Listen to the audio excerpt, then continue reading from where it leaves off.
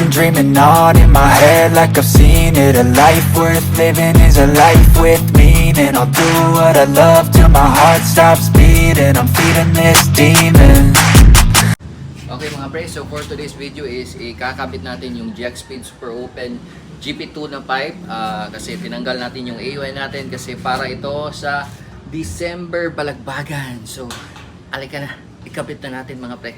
Konting kaalaman tungkol sa GXSpeed Super Open pipe is ito po ay locally Philippine made by Joshua Elomer Cabebe. Ito po yung initials niya, JEC, Joshua Elomer Cabebe. So, ito po GXSpeed. Proud Pinoy made. So ikakabit natin sa ating Raider FI na si Jopay. So as you can see, napaka-pogi po ng welds niya mga boss. Quality yan, sobrang ganda. Parang Thailand made talaga.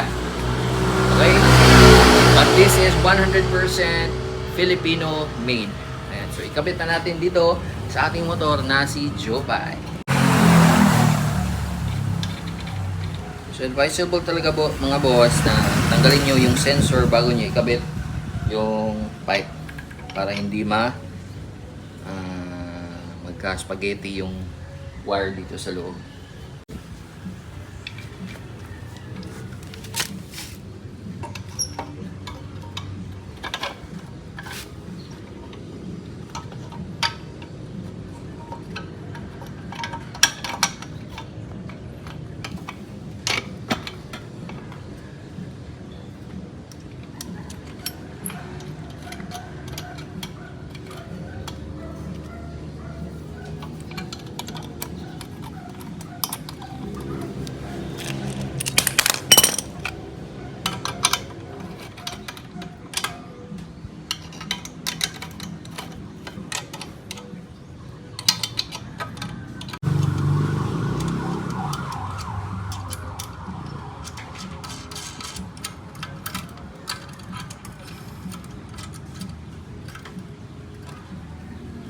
Na.